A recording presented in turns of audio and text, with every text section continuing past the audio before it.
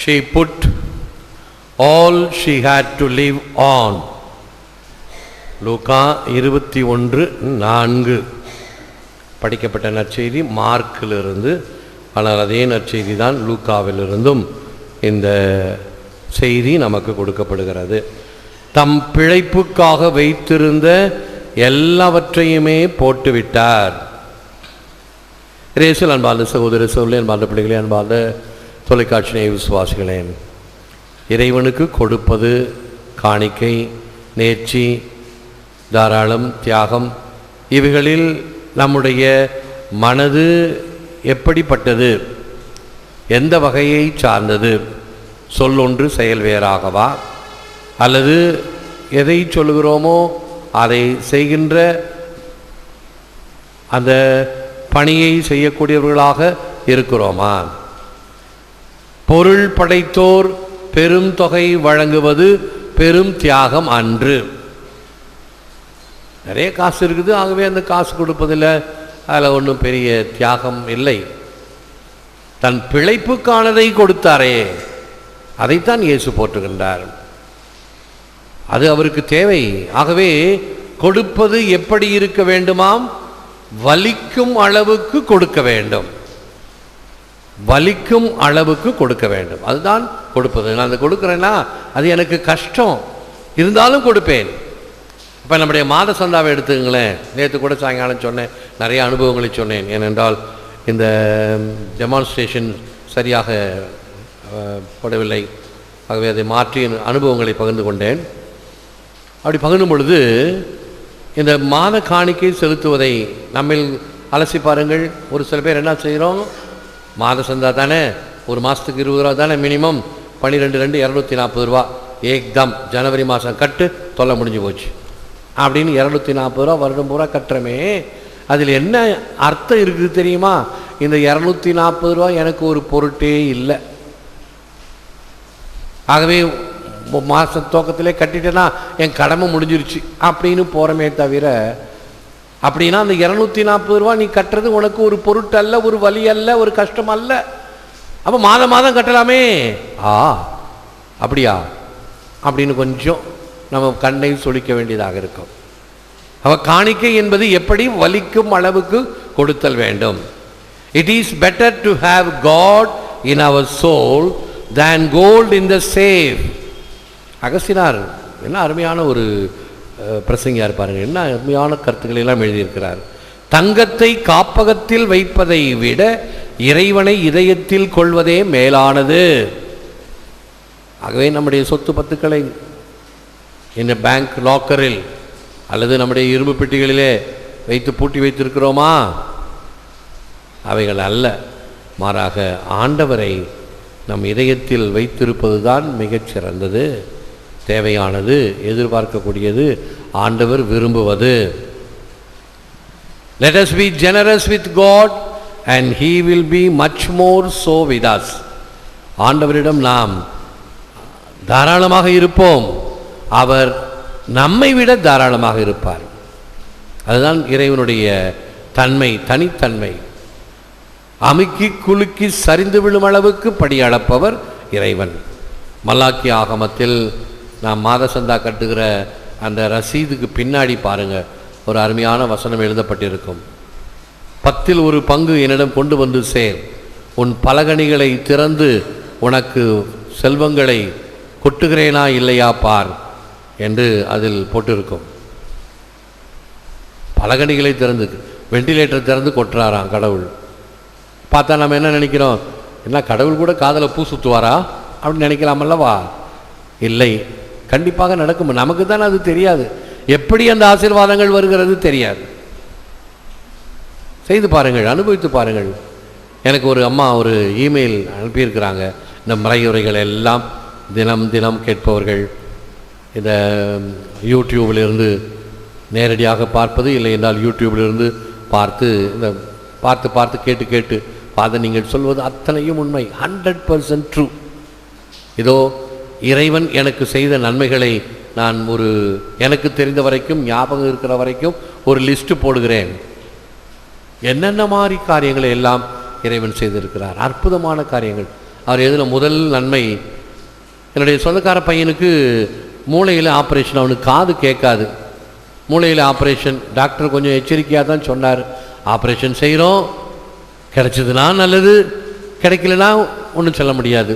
ஒருவேளை ஒரு கண்ணு கூட போனாலும் போயிடும். எந்த பக்கம் மூளையில் அறுவை சிகிச்சை செய்கிறேனோ இந்த காதுக்காக, காது கேட்டதுன்னா ஆசீர்வாதம், அப்படி காது கேட்கலன்னா கண்ணு போயிடுனார். ஐயையோ இப்படியா பயந்து கொண்டே இருந்தோம். ஆனால் காது கேட்டது. Praise the Lord. முதல் புதுமை. ஆண்டவரிடம் நம்புவோர் பேறு பெற்றோர் சொல்லியிருக்கிறீங்களே, 1 2 3 4 5 6 ஆண்டவரை சுவைத்து பாருங்கள் எத்தனை நல்லவர் என்பது முழுவதும் உண்மை என்று அவர் சான்று பகர்கின்றார். Let us be generous with God and he will be much more so with us. ஆண்டவரிடம் தாராளமாக இருந்தோம் என்றால் நிச்சயமாக அவர் நம்மிடம் தாராளமாக இருப்பார், அதற்கு மேலாக இருப்பார். இறைவன் இரக்கம் என்றும் ஏராளம், அது தாராளம் என்பதை கருத்தில் கொள்ளலாம்.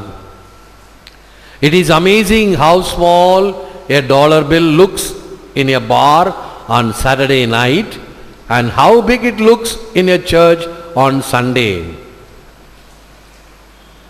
பாருக்கு போனால் $1 பில், $1 எடுத்து கொடுத்தா அது ஒன்றுமே இல்லை, ஆகிற செலவுக்கு இது இன்சிக்னிஃபிகன்ட் என்று சொல்லுகிற மாதிரி ஒன்றுமே இல்லை. ஆனால் ஞாயிற்றுக்கிழமை உண்டியலில் போடும்போது பர்ஸை எடுத்து தோண்டி பார்த்து அதில் எது மிக மிக குறைவானதாக இருக்கிறதோ அதை எடுத்து பார்த்து போடுறது தான் நம்மில் அநேகருக்கு. இறுதியாண்டவர் கோயிலில் அந்த மடத்து பிள்ளைங்க எடுப்பாங்க, அவங்களுக்கு எடுத்து எடுத்து எடுத்து எடுத்து பழக்கம், எல்லா பூசைகளையும் எடுத்து எடுத்து பழக்கம். எவ்வளோ தூரம் பழக்கம்னா, இந்த அம்மா எவ்வளோ போடுவாங்க, இந்த அம்மா எவ்வளோ போடுவாங்க, அந்த அம்மா எவ்வளோ போடுவாங்க, இந்த அம்மா எப்படி போடுவாங்க அப்படின்னு அவங்களுக்கு தண்ணிப்பட்ட பாடு. என்கிட்ட வந்து சொல்லுவாங்க, ஃபாதர் ஒரு பாட்டியம்மா இருக்குது, நான் போன பிறகு தான் இடுப்பிலேருந்து சுருக்கு பையை எடுத்து மெதுவாக திறந்து ஒன்று ஒன்றா ஆராய்ச்சி அதில் இருக்கிற காசை எடுத்து போடுறதுக்குள்ளார நான் 5 பேர்கிட்ட காணிக்க வாங்கியிருப்பேன். ஆகவே அடுத்த தடவை பார்த்தேன், நான் உண்டியல் எடுத்துனோன்னு சுருக்கு பையை எடுத்துச்சு, பாட்டி எடுத்து வச்சு தயாராக இருங்க, நான் போயிட்டு திரும்பி வரும்போது வாங்குறேன்னு சொன்னேன். அதே போல் எடுத்து தயாராகிச்சு வரும்போது வாங்கிக்கிட்டேன். நேரத்தை நான் வீணாக்கவில்லை. பிள்ளைங்க இப்படி அளந்து வச்சுருக்கிறாங்க யார் யார் எப்படி போடுவார்கள் என்று. மிஷன் சண்டே வந்தப்போ மறக்காமல் நீங்கள் காணிக்க போட்டிங்களா? போன வாரம் எடுத்தோம், போட்டிங்கன்னா வெரி குட், பாராட்டு. மறந்து போயிட்டீங்களா? பரவாயில்லை, பிறகு போட்டுக்கலாம் அல்லது உண்டியலில் போடலாம். போடவும் இல்லை மறக்கவும் இல்லை, எங்களுடைய பழக்கம் வருவேன் போவேன் என்று இருந்தால் அன்றைக்கு அது உங்களுக்கு வெட்கமாக இருந்திருக்கும். ஐயோ பங்குசாமியார் வந்து காணிக்கை எடுத்துட்டாரே, நம்ம ஒன்றும் போடலையே, நம்ம பற்றி என்ன நினச்சிக்குவார் அப்படின்னு ஒன்றும் நினச்சிக்க மாட்டார். கவலைப்படாதீங்க, பழக்கமாக இருத்தல் வேண்டும். அதுதானே தவிர என்ன கொடுக்கிறோம் ஏது கொடுக்கிறோம் என்றல்ல, எந்த மனநிலையில் நாம் கொடுக்கிறோம். ஆகவே இந்த கொடுத்தல் என்பது வலிக்கும் அளவுக்கு இருத்தல் வேண்டும்.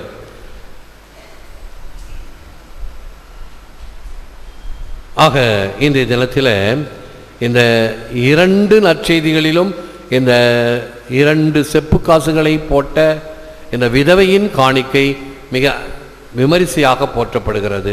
ஒன்று இன்றைக்கு படித்த நாம் லூக்கா 21:4, மார்க் 12ஆம் அதிகாரம் 38-44, 2 இடங்களிலும் இந்த விதவை தாய் போற்றப்படுகிறார். அவர் கொடுத்தது சாதாரண 2 செப்பு காசு. எனக்கு ஒரு பாட்டியம்மா தெரியும், பேராலயத்தில். அவங்க வரும்பொழுதெல்லாம் அந்த பாட்டி சொல்லுவாங்க, ஏதாவது அவங்க மகள் ஃப்ரான்ஸ்லேருந்து அனுப்புகிற காசில் கொஞ்சம் மிச்சம் பிடிச்சி கோயிலுக்கு காணிக்கையாக கொடுக்கும். ஒரு ஓதிகளான் பாட்டில் ஒன்று கொடுக்கும்.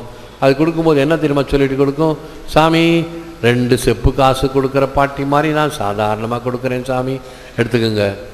இல்லைம்மா, இது மிக மிக தாராளம், நீ கொடுக்கணும்னு அவசியமே கிடையாது. நீ விதவை தாய், உன் மக அனுப்புகிற காசில் நீ வாழ்ந்து கொண்டு இருக்கிறாய், ஆகவே அதுவே போதும். இருப்பினும் நீ இறைவனுக்காக இதை கொடுக்க வருகிறாயே, அதுதான் தாராளம்.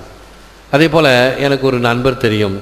அந்த நண்பர் ஃப்ரான்ஸ்லேருந்து வரும்பொழுதெல்லாம் நெல்லித்தோப்பில் இருக்கும்போது பிள்ளைகளுக்கு வியாழக்கிழமை சில்ட்ரன்ஸ் மாஸ் வச்சு, மாஸ் முடிஞ்சோடனே இந்த பிள்ளைகளெல்லாம் கூட்டி வச்சு கொஞ்சம் ஒரு 5-10 நிமிடங்கள் அறிவுரை கொடுப்பேன். வாரம் அதெல்லாம் இங்கே சாத்தியமில்லை, இனிமேல் சாத்தியமாகும். இப்போ தான் அருள் பொழிய ஆரம்பிச்சிருக்கு. இப்போ தான் கொஞ்சம் கொஞ்சமாக we are coming on the line. எதெல்லாம் செய்ய வேண்டும். ஃபெய்த் ஃபார்மேஷன் போன வாரம் பார்த்தீங்களா, என்ன பிள்ளைகள் அருமையாக இந்த புனிதர்கள் வேடம் போட்டு புனிதர்கள் பூசை வச்சோம். இந்த வாரம் யூத் மாஸ் இருக்குது. கொஞ்சம் கொஞ்சமாக அப்படி ஃபெய்த் ஃபார்மேஷன் உருவாக்குவோம். அப்படி வியாழக்கிழமை தோறும் அந்த பிள்ளைகளுக்கு மறைக்கல்வி எடுப்பதை பார்த்து அந்த தம்பி ஒரு நாள் ஃப்ரான்ஸ்லேருந்து வரும்போது இந்த மோஷெரி சாக்லேட், பெரிய பாக்கெட் அழகான சாக்லேட், அதை வாங்கிட்டு வந்து என்கிட்ட கொடுத்தாரு. பிள்ளைங்களுக்கெல்லாம் கொடுங்க ஃபாதர். நான் என்ன சொன்னேன், என்கிட்ட இப்படி தனிப்பட்ட வகையில் கொடுக்காத, வியாழக்கிழமை பிள்ளைங்களுக்கு மீட்டிங் எடுக்கிறேன்ல, அப்போ எடுத்துகிட்டு வா, அப்போவே திறந்து பிள்ளைங்களுக்கு நாம் பகிர்ந்து கொடுக்க வேண்டும். ஏன் ஃபாதர் நீங்கள் கொடுங்க ஃபாதர்? இல்லை, ஒன்றை பார்க்கணும், நான் அதில் ஒரு காரியம் இருக்குது சொல்கிறேன். இப்போ நான் உன்கிட்ட கேட்குறேன், நீ ஏன் இந்த பிள்ளைங்களுக்கு எடுத்துகிட்டு வந்த? சும்மா ஒரு பாக்கெட் வாங்கிக்கலாம். இப்போ ஒரு ட்ரிக் பண்ணுவாங்க, என்ன தெரியுமா, அங்கேருந்து தூக்கிட்டு வர முடியாது, நிறைய வெயிட்டு. ஆகவே அப்படி இறங்குவாங்க, அப்படியே மூர் மார்க்கெட்டுக்கு போய் 10 கிலோ சாக்லேட்டை பிடிச்சிக்குவாங்க. அதே ஃபாரின் சாக்லேட் தான், இங்கே தான் வாங்கினதாக இருக்கும், வெயிட் தூக்கிட்டு வர முடியாது. அதனால் இங்கே வாங்கிட்டு வந்து கொடுத்த மாதிரி கொடுத்துருவாங்க. இது கொஞ்சம் டெக்னிக் தெரிஞ்சால் கூட கற்றுக்குங்க. ஃபாதருக்கு பல டெக்னிக்கெல்லாம் தெரியுது. இதெல்லாம் யதார்த்தம். அங்கேருந்து நிறைய லக்கேஜ் கொண்டாட முடியாது, எதிர்பார்ப்பாங்க நிறைய பேர் மாதிரி வேணும், ஃபாரின் சாக்லேட் வேணும். எங்கேயும் நம்ம நாட்டிலே கிடைக்குது. இங்கே போனால் ஆனந்த சர்க்குரு ஹோட்டல்கிட்ட கூட ஒரு கடை இருக்குது, ஃபாரின் குட்ஸ் எல்லாம் கிடைக்கும். அங்கேயே வாங்கி ஃபாரின்லேருந்து கொண்டாந்த மாதிரி கொடுத்துருவாங்க. ஆனால் இந்த புள்ளாண்டா அப்படி இல்லை. ஃபாரின்லேருந்தே இந்த மோஷெரி சாக்லேட், பெரிய சாக்லேட்டு சூட் கேஸில் போட்டு எடுத்துகிட்டு வந்த தம்பி. ஆகவே நீ எது கொடுத்த, ஏன் கொடுக்குறேன்னு கேட்டேன். ஃபாதர், நாங்கள் சின்ன பையனாக இருக்கும்போது அப்ரஹாம் ஃபாதர் இங்கே பங்கு தந்தையாக இருந்தார், நாங்கள் கொண்டாந்து அவருக்கு கொடுப்போம். அந்த சாக்லேட்டெல்லாம் எங்களுக்கு கொடுப்பார், பூசோதை பிள்ளைங்களுக்கு, பாட்டு கிளாஸ் பிள்ளைங்களுக்கு எல்லாம் கொடுப்பார். நல்ல ஃபாரின் சாக்லேட்டாக கொடுப்பார். நாங்கள் அதெல்லாம் வாங்கி சாப்பிட்ருக்குறோம் ஃபாதர்கிட்டேருந்து. அதே போல் இப்போ நான் பெரியவனாக இருக்கிறேன், நான் போய் என் பங்கு பிள்ளைங்களுக்கு கொடுக்க வேண்டும் என்று வாங்கி வந்தேன். பத்தியா, நீ சின்ன பிள்ளையாக இருக்கும்போது வாங்கி அனுபவித்த அந்த நன்மைத்தனத்தை இப்பொழுது திருப்பி நீ இந்த பிள்ளைகளுக்கு காட்டுகிறாய். அதே போல உன்னை பார்த்து இப்பொழுது இருக்கிற பிள்ளைகள் கற்றுக்கொள்ள வேண்டும், பிறருக்கு கொடுக்கின்ற. ஆக பாருங்க, ஏதாவது ஒன்று கொடுத்துட்டு போகலாம். ஏதாவது ஒரு சாக்லேட், ஏக்லேஸ் சாக்லேட் இங்கே வாங்கணும், 2 கிலோ வாங்கணும், கொடுத்தோம் அல்ல. பிரான்ஸ்லேருந்து வந்த மிக சிறந்தவைகளை நான் கொடுப்பேன் என்ற எண்ணம் இருக்கிறது. பாருங்கள் எவ்வளவு தாராளம், எத்தனை பேருக்கு வரும் அது. அதைத்தான் ஆண்டவர் வலிக்கும் அளவுக்கு கொடுக்க வேண்டும் என்பது. ஆகவே ஆண்டவரிடம் தாராளமாக இருப்போம். தாராளமாக இருப்பதினால் அது நமக்கு ஆசீர்வாதம். அது ஆசீர்வாதம் மட்டுமல்ல, அது கொடுக்கின்ற ஒரு நிம்மதியும் மகிழ்ச்சியும் இருக்கிறதே, வேறு எந்த காசும் கொடுக்காத அளவுக்கு அது கொடுக்கும் என்பதையும் உணர்வோம். செபிப்போம். ஆண்டவராய் இயேசுவே, அளவிலாத உமது அன்பு எல்லையற்றது. எம்மையும் எம் வாழ்வையும் எம் நன்றி காணிக்கையாக ஏற்றருளும். உமதான எமது அனைத்தையும் ஏற்று உமது மகிமைக்காக பயன்படுத்தும். ஏற்று வரமருளும் இறைவா, காக்கும் கரங்களினால். ஆமென், ஆமென்.